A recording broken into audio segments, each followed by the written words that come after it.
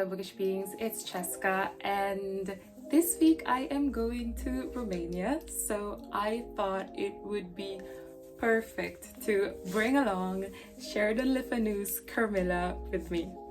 I'm squealing. Can you feel me squealing?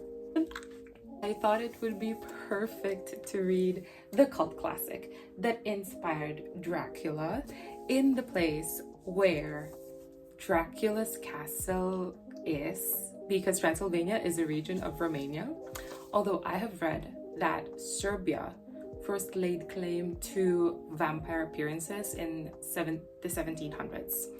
Anyway, I am so excited, and I mean, it is the perfect time to read about vampires. So come and join me in this little trip to Romania with Carmilla. And yeah, let's go, because I'm gonna be late for my flight.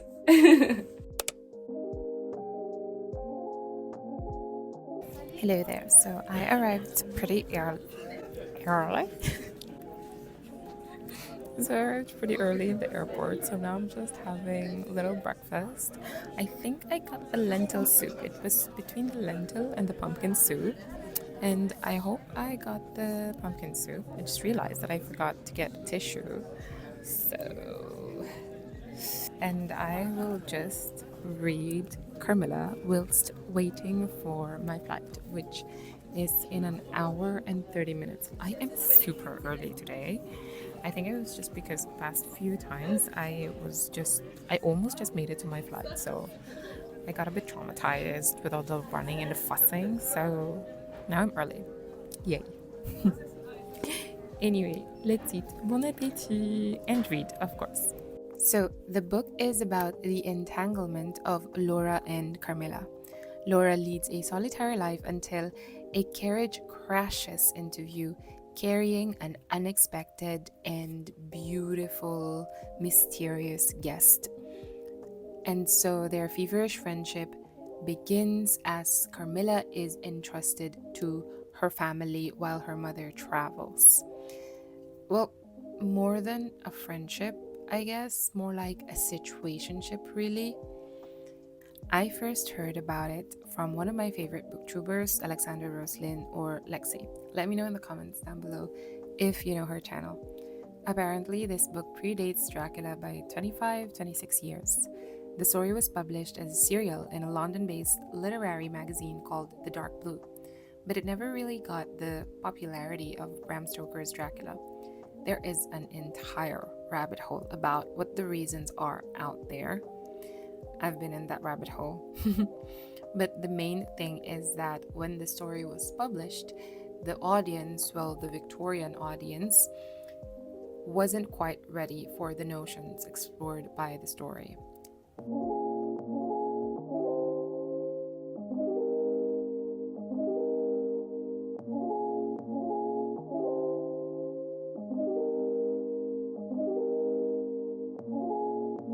Reading update, and I hope my audio is clear. I am now a third of Carmilla, and we are now in the part where it's getting more and more exciting, because the tension between Carmilla and Laura is really building up. I am, of course, taken by the very gothic setting. I love that so much. And the sapphic elements are quite curious for me. I knew going into the book that there would be sapphic elements, so I was ready for it. I'm just now quite, should I say, confused and feverish. The same as what Laura's feeling, because though I know what Carmilla is, or do I'm not sure. There's still this, there's this sort of chemistry between them, which I'm just thinking, if I did not know about the sapphic elements of the book, would I ship them from the very beginning, or would I just brush it off as harmless friendship? I don't know. Anyway, I want to continue reading, although I'm getting a bit sleepy because the plane's motion is rocking me a little bit, and it's making me sleepy. So anyway, I shall report back when I am finally in Romania.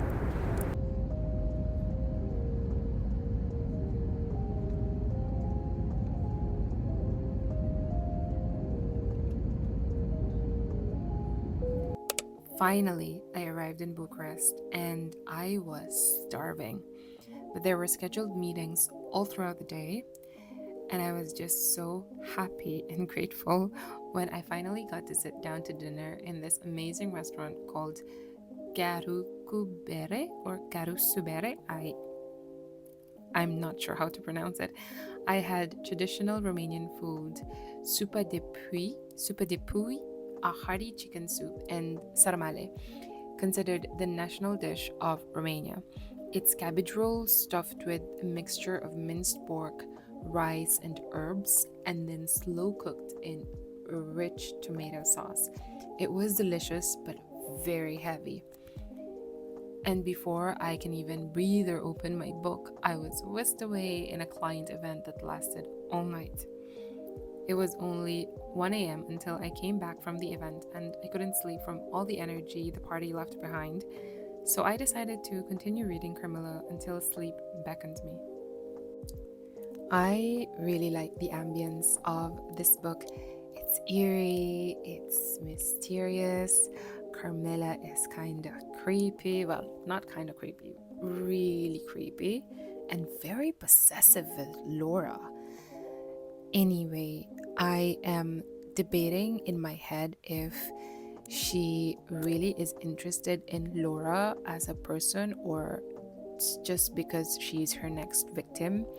Meanwhile, Laura is getting all these confusing feelings, which I totally understand.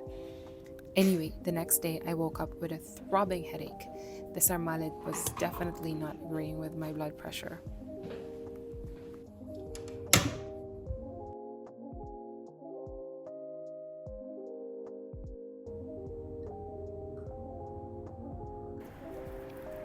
It is freezing this morning, but I couldn't resist going out the terrace.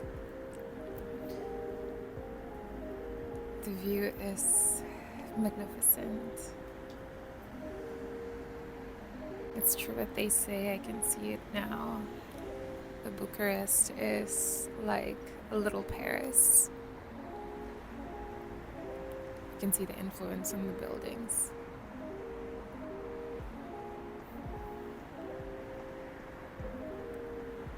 I'm not sure why I'm half expecting Matthew de Clermont to suddenly appear beside me.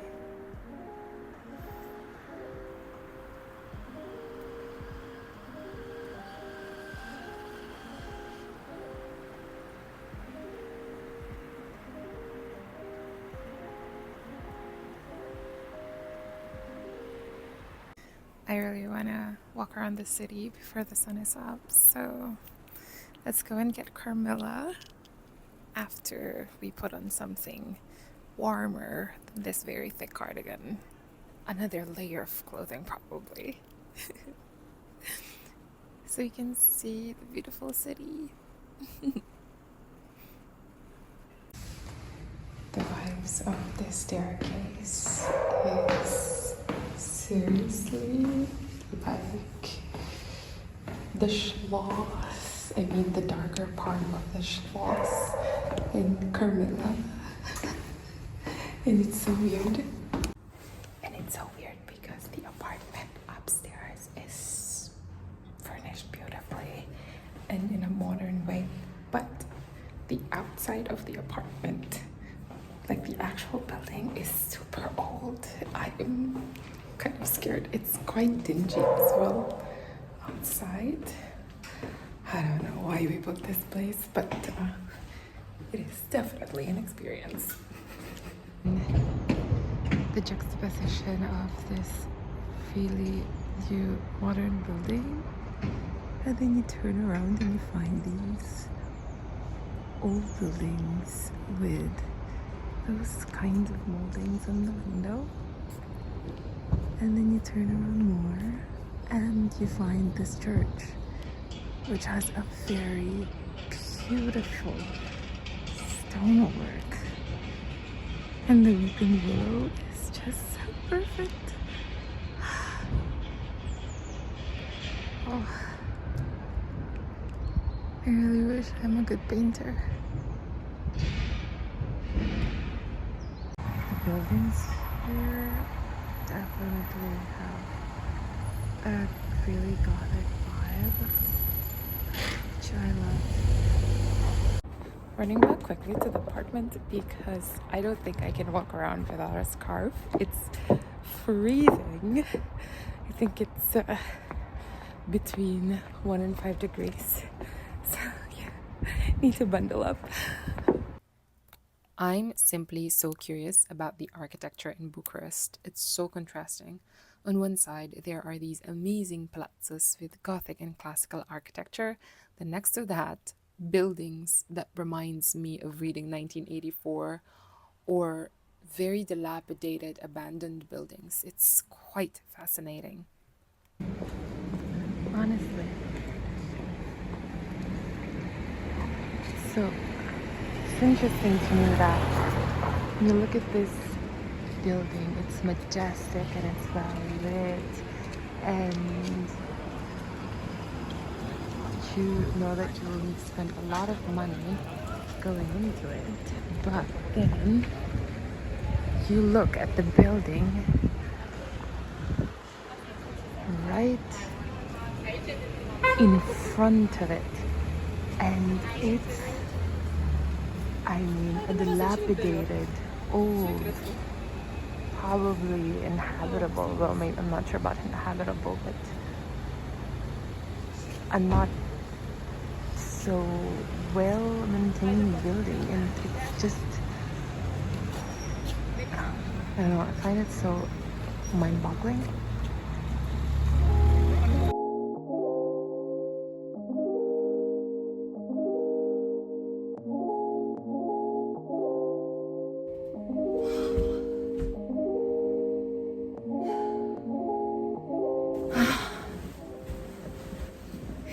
Hello there, fellow bookish beings.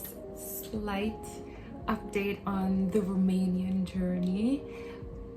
We have changed accommodations because there was a problem with the previous one, but I like this better because it feels like I'm in some sort of attic. There's even a, whatchamacall that? It's like a window, but it's on the roof, on the ceiling. Comment down below if you know what I'm talking about. It'll come to me.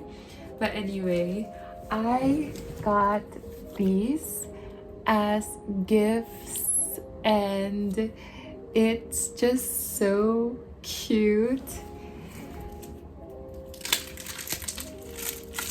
Let's open it together.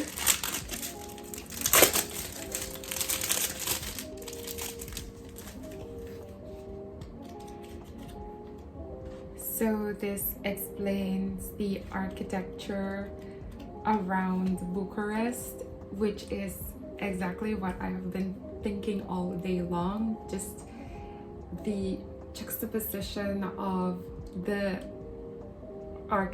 different types of architectures in the city is, to me, very fascinating. So I'm very glad to have this book. And then this one is more the entire country. So cute.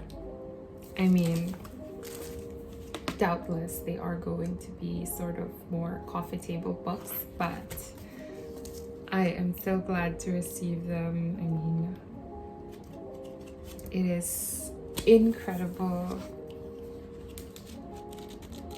and very thoughtful as well. I will go back to reading Carmilla. So I'm in the part now where the general, a family friend of Laura's, was telling the story of Milarka and her basic modus operandi.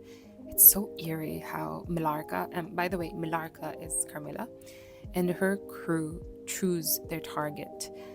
And speaking of crew, who was that woman playing Carmilla's mother? And who's the evil looking old lady in the carriage at the beginning of the story? Are they vampires too? Or does Carmilla pay them? But then where does she get her money? Is it from her generational family wealth because she was descended in a really noble family? Honestly, as I near the end of the book, I find more questions instead of answers, which is why I think this book is so spellbinding. It's short, but it's amazing.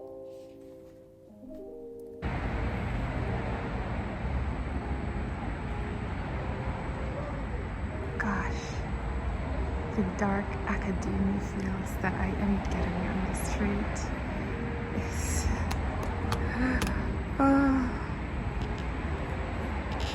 Look at that building at the end of the street. The dragon head. Into it. Ruined buildings, gloomy skies. An intriguing book. Sounds like a good time. Definitely my jam. And so, yeah, that's how I spent the perfect 3 gloomy days in Romania with Laura and Carmilla at my heels or neck. And I'm ready to go back to Paris. Thank you for watching, and I'll see you in the next book. Bye!